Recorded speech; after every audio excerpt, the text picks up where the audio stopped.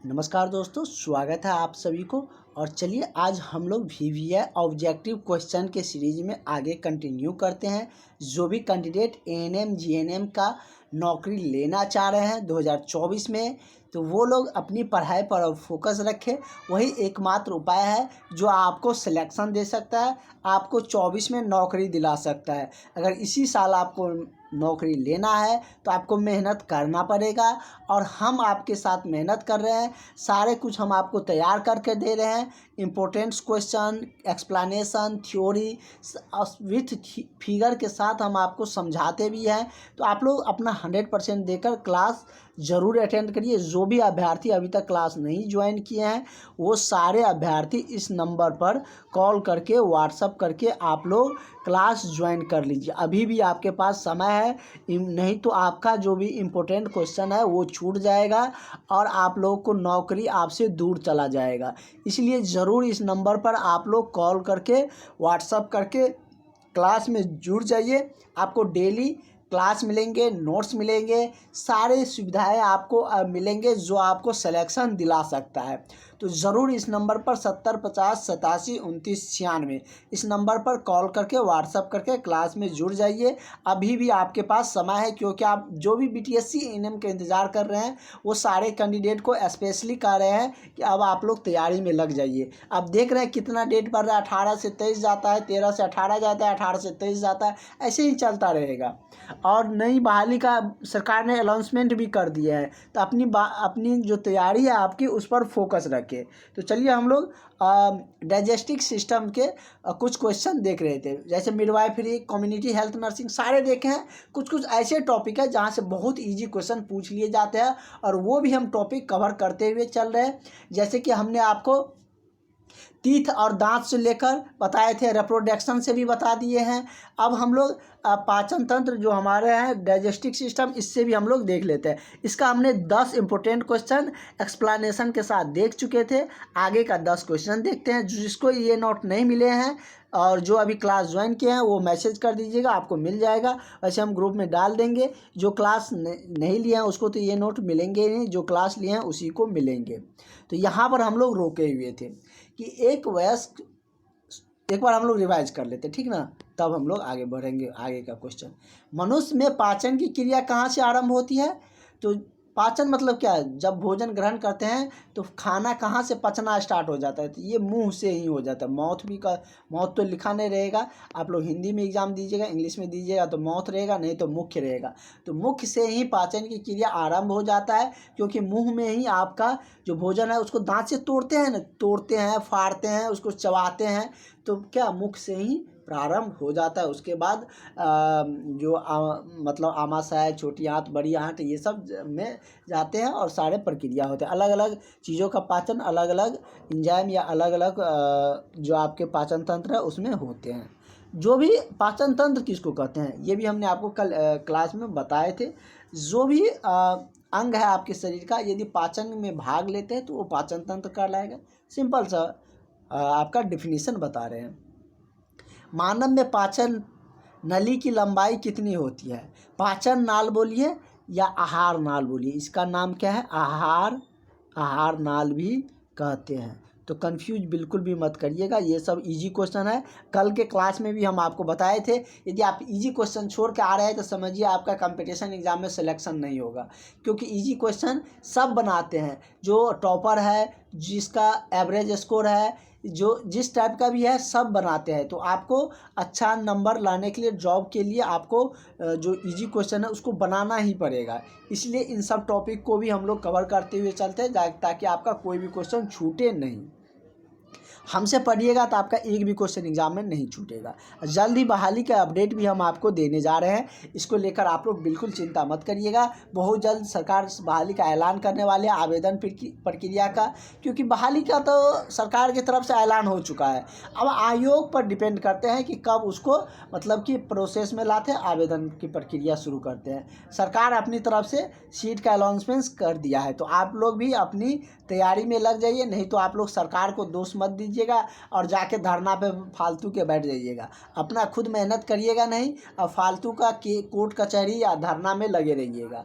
आप लोग शांति से जॉब पढ़ के जॉब लेकर नौकरी करने चल जाइए, नहीं तो फिर 5 साल आप लोगों को वेट करना पड़ेगा। अगला पंचवर्षीय योजना में आप पकड़ाइएगा, अगला इलेक्शन आएगा तब आपको नौकरी होंगे, अगर इस बार छूटेगा तो पाचन नाल और आहार नाल की लंबाई कितने हैं? फीट में 32 होते हैं, और मीटर में दिया रहेगा तो 10 मीटर लंबा होंगे, क्योंकि 1 मीटर में कितना फीट होते हैं? तो 1 मीटर में 3 फीट होते हैं, तो 10 मीटर में कितना हो जाएगा? 30 फीट, मतलब 10 पॉइंट, मतलब कि 3 पॉइंट कुछ समथिंग होते हैं, दशमलव में होते हैं, तो 10 में 32 फीट हो जाएंगे। मतलब कि आपसे फीट में पूछेगा तो 32 फीट आहार नाल की लंबाई होती है, या पाचन नाल कह लीजिए। कहाँ से जुड़ा है? ये हमारे मुख से कहाँ तक जुड़ा होता है? तो आपका जो गुदा द्वार है वहाँ तक, जहाँ से निकलता है अपशिष्ट पदार्थ, वहाँ तक ये जुड़ा हुआ रहता है। उसका लंबाई कितना? 10 मीटर होता है, या समझिए कि आपका 32 फीट होते हैं। ठीक है, 10 मीटर कितना होता है ये आप लोग जानते हैं। अगला क्वेश्चन, ये सब करवा चुके हैं, आपको रिवाइज करवा देते हैं। एक वयस्क मनुष्य में कितने श्रीदंत होते हैं? तो ये हमने कल बताए थे, 4 होते हैं। आज जो क्वेश्चन हो गया उसका एक्सप्लेनेशन नहीं करेंगे, जो नहीं हुआ है उसका एक्सप्लेनेशन होगा। अस्थि और दांतों में मौजूद रासायनिक द्रव्य है। अस्थि और दांत में जो रासायनिक द्रव्य क्या होता है? कैल्शियम फॉस्फेट, कैल्शियम कार्बोनेट, यही 2 रहते हैं। तो आपके ऑप्शन में क्या दिया है?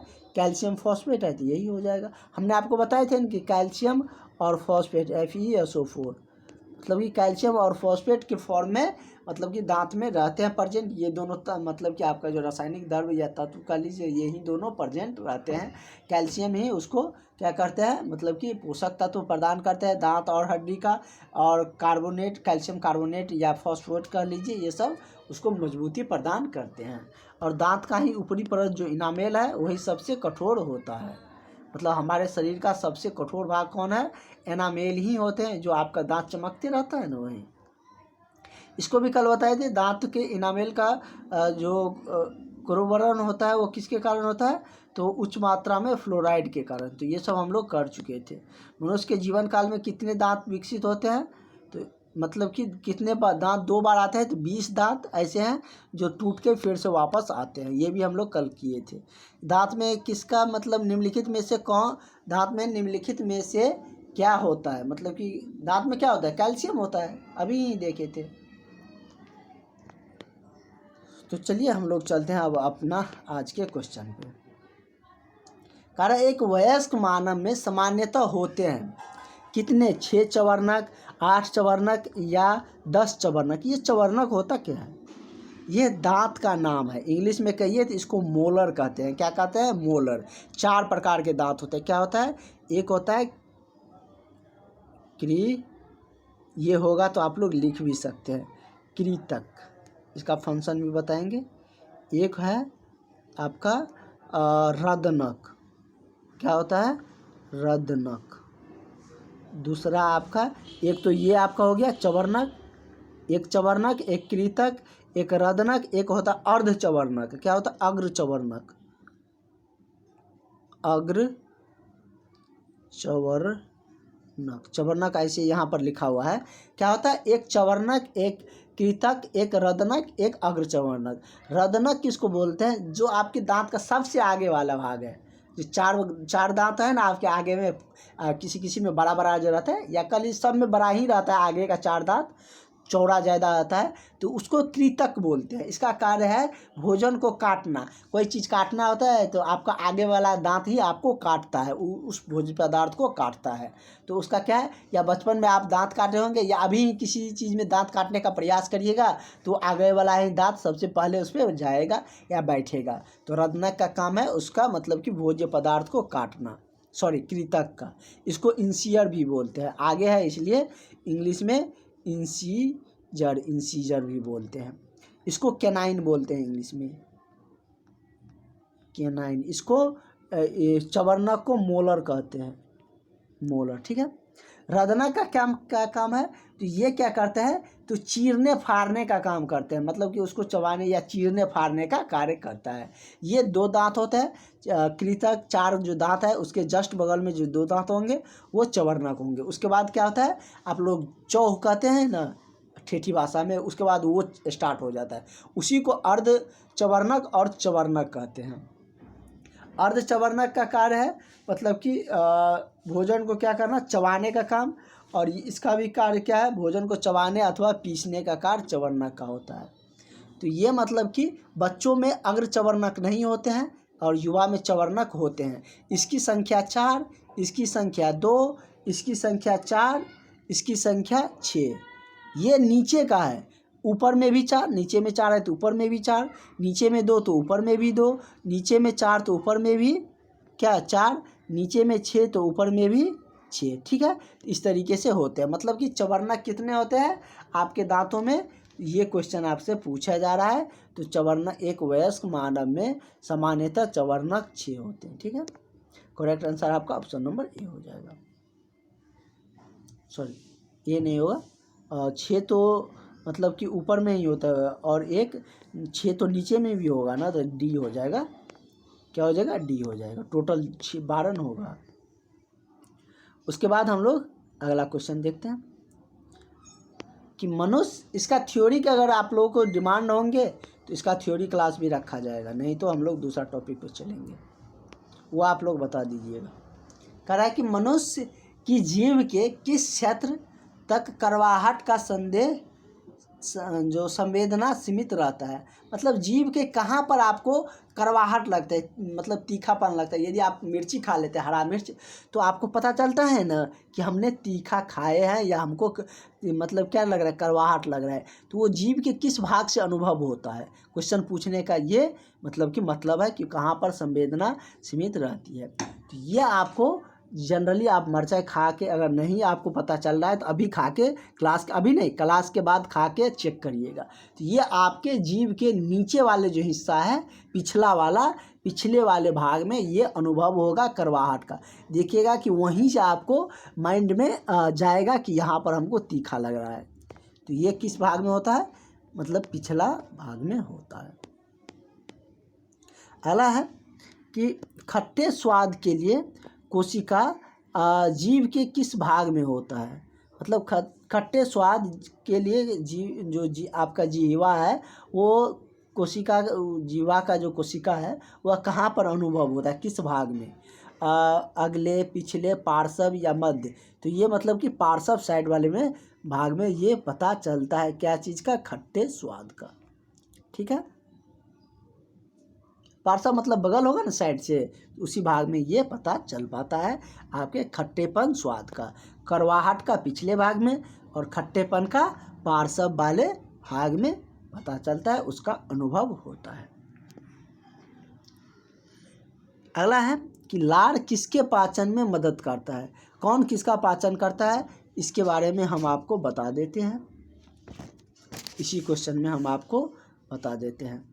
वसा का पाचन यदि आपको होगा तो लिख भी सकते हैं आप, कि मतलब कि इसमें वसा का पाचन कौन करता है और किसका कौन पाचक है।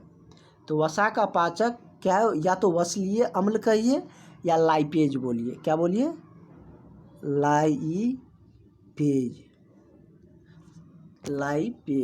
लाइपेज क्या करता है, वसा का पाचक करता है, या इसको वसीय अम्ल भी कहते हैं, वसीय अम्ल, ये वसा का पाचक है।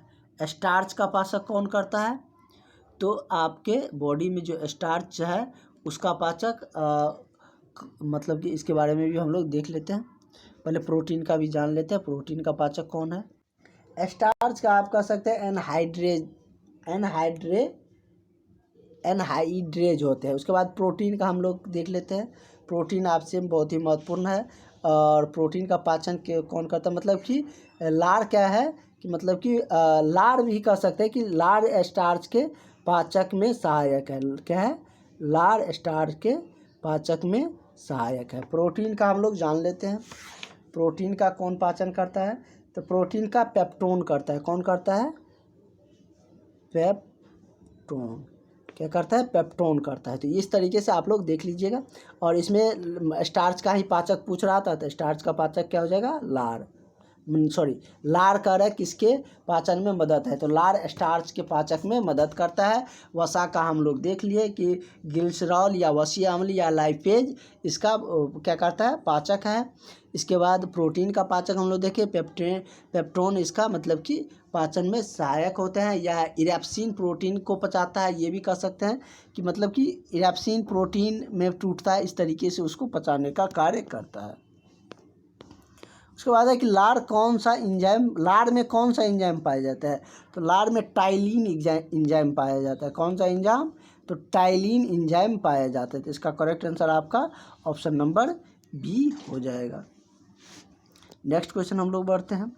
निम्नलिखित में से कौन सा लार सेलेवा का लाभ नहीं है, यह निगलने में मदद करता है, यह शरीर में आरबीसी का वृद्धि करते हैं, या मुख्य एवं दांत को साफ करते हैं, या अगला ऑप्शन आप लोगों का है कि यह होठ तथा जीवा के गति के अनुकूल बनाता है। तो इसका क्या कार्य है, तो लार का काम है सेलवा का कि यह मतलब कि शरीर में आरबीसी को वृद्धि करता है। मतलब कि लार का मतलब कि सिल्वा का मतलब कार्य क्या है, कार्य मतलब कि उसका लाभ नहीं है। तो ये आरबीसी से उसको मतलब कोई मतलब है, वो तो पचाएंगे भोजन को ना, तो वो मतलब उसका वृद्धि नहीं करेंगे। आरबीसी मतलब एक ब्लड है, रेड आपका क्या है, लाल रक्त कणिका है। तो ये मतलब उसका तो कोई वृद्धि करने का उससे कोई मतलब ही नहीं है। ये तो भोजन का पचाने का कार्य करता है। उसमें भी किसका पाचन करता है, लार। तो लार आपने देखे कि स्टार्च का पाचन में सहायक है। तो ये इसका कार्य नहीं है, ये भी इसका कार्य है। इसमें भी लाभदायक होता है। यह निगलने में मदद करता है, मुख तथा दांत को साफ भी रखता है। ये सब इसका फंक्शन है। एक है कि डाइटेज एंजाइम का स्रोत कौन है, तो डाइटेज जैसे लार ग्रंथि दिया है, आमाशय, यकृत, अग्नाशय। तो डाइटेज जो एंजाइम का जो मुख्य स्रोत है वो क्या है, वो लार ग्रंथि ही है। क्या है, लार ग्रंथि ही डाइटेज एंजाइम का मुख्य स्रोत है। ठीक है, नेक्स्ट क्वेश्चन की तरफ बढ़ते हैं। अगला क्वेश्चन कह रहा है कि आमाशय में डॉट एंजाइम प्रोटीन को पचाने में मदद करता है। आमाशय में कौन सा एंजाइम है जो प्रोटीन को पचाता है, तो हमने आपको बताया ना कि प्रोटीन के पचाने में क्या क्या सहायक है। तो आमाशय में पेप्टोन या कह लीजिए पेप्सिन या इरेप्सिन, ये सब इनका नाम है प्रोटीन का पचाने का कार्य। पेप्सिन कहिए, इरेप्सिन कहिए, इरेप्सिन, या आप कह सकते हैं कि पेप्टाइड भी कह सकते हैं, पेप्टाइड। तो ये सब मतलब कि प्रोटीन के पाचन में सहायक है। अमीनो अम्ल के फॉर्म में ये पेप्टाइड होते हैं। ठीक है, तो ये कह रहा है कि आमाशय में डॉट एंजाइम प्रोटीन को पचाने में मदद करता है। तो कौन सा एंजाइम करता है, तो पेप्सिन एंजाइम आमाशय में प्रोटीन को पचाने का कार्य करता है या मदद करता है उसको पचाने में। ठीक है, अगर ये इसकी कमी हो जाएंगे तो आपके आमाशय में मतलब कि भोजन पचेगा नहीं, जिससे कि बहुत सारे विभिन्न प्रकार की आप लोगों को दिक्कतें आएंगे डायलिसिस के रिगार्डिंग। नेक्स्ट क्वेश्चन हम लोग देखते हैं। कह रहा है कि आमाशय ग्रंथि की पेप्सिन स्त्रावित कोशिका क्या है। तो आमाशय ग्रंथि की पेप्सिन जो स्त्रावित करती है तो उसकी कोशिका क्या है, कोशिकाएं हैं, मतलब कि अम्लीय कोशिका, भित्ति कोशिका, मुख्य कोशिका, या कलश कोशिका। तो आमाशय ग्रंथि की पेप्सिन स्त्रावी कोशिका क्या है, तो मुख्य कोशिका होते हैं। इसमें कौन होते हैं, मुख्य कोशिका। करेक्ट आंसर इसका ऑप्शन नंबर आपका सी हो जाएगा। और सबसे ज़्यादा पाचन का कार्य कहाँ होता है, तो ये छोटी आंत में होता है, समझे ना। इसके बाद बड़ी आंत में जब जाते हैं भोजन, तो वहाँ पर अवशोषण होता है। क्या होता है, जैसे पानी आ गया तो उसको अवशोषित करेगा, कोई भी अवशोषित करने वाला पदार्थ आएगा तो उसको अवशोषण कर देगा, वहाँ पर पाचन नहीं होता है। और जो बच जाता है अवशिष्ट पदार्थ, वो आपके मतलब कि अवशिष्ट पदार्थ गुदा द्वार से निकल जाते हैं। आप लोग जब टॉयलेट जाते हैं तो निकल जाते हैं अवशिष्ट पदार्थ। बड़ी आंत में जाने पर वो क्या कहते हैं, जो भी मटेरियल होता है उसको अवशोषित कर लेते हैं, तब ना आपको खाने पर एनर्जी मिलता है। ये सब होंगे तो हम आपको थ्योरी क्लास में डिटेल्स में बता देंगे। यदि आपको इसके रिगार्डिंग एक और क्लास चाहिए थ्योरी का तो वो हम कल आप लोगों के लिए रखेंगे। कह रहा है कि आमाशय ग्रंथि की पेप्सिन स्त्रावित कोशिका है, कौन से होते हैं? तो मुख्य कोशिका होते हैं। इसका करेक्ट आंसर आपका ऑप्शन नंबर सी हो जाएगा। नेक्स्ट क्वेश्चन है कि निम्न में से किस पाचन अंग में अम्ल होता है? तो आमाशय में ही अम्ल होते हैं। ये हम लोग देखे थे कि आमाशय में क्या होता है, अम्ल होता है, अमीनो अम्ल होते हैं कर लीजिए, जो कि क्या करते हैं, प्रोटीन को पचाने में सहायक होते हैं, उसी को पेप्सिन कहते हैं। पेप्सिन के टर्म भोजन मतलब जो प्रोटीन लेते हैं तो उसमें क्या होता है कि आमाशय में जाकर पेप्टोन या पेप्टाइड में टूटते हैं, जिसमें कि अमीनो अम्ल का फॉर्मेशन होता है या उसमें रहते हैं। तो मतलब कि मतलब इसमें कह रहा है कि किस पाचन अंग में अम्ल होते हैं, तो ये आमाशय में होते हैं। आमाशय भी क्या है, एक पाचन अंग ही है। आमाशय, छोटी आंत, बड़ी आंत, अपेंडिक्स, कोलोन, उसके बाद हो गया मुख्य, उसके बाद और भी है आहार नाल, ये सब पाचन का ही भाग है, पाचन अंग का ही भाग है। हमने आपको क्या बताए थे पाचन अंग को लेकर कि जो भी अंग पाचन क्रिया में भाग लेते हैं वो सब पाचन संबंधित अंग कहलाएंगे। कुछ क्वेश्चन है, कह रहे हैं निम्नलिखित में से कौन सा अम्ल आमाशय रस में होता है? तो हाइड्रोक्लोरिक अम्ल, अमीनो अम्ल होता है। तो अमीनो अम्ल आपका दिया नहीं है, तो इस केस में आपका क्या हो जाएगा, हाइड्रोक्लोरिक का हो जाएगा। अमीनो अम्ल रहता है तो उसी को देते, लेकिन वो है नहीं, तो क्या हो जाएगा, HCl। इसी को मतलब हाइड्रोक्लोरिक अम्ल कहते हैं।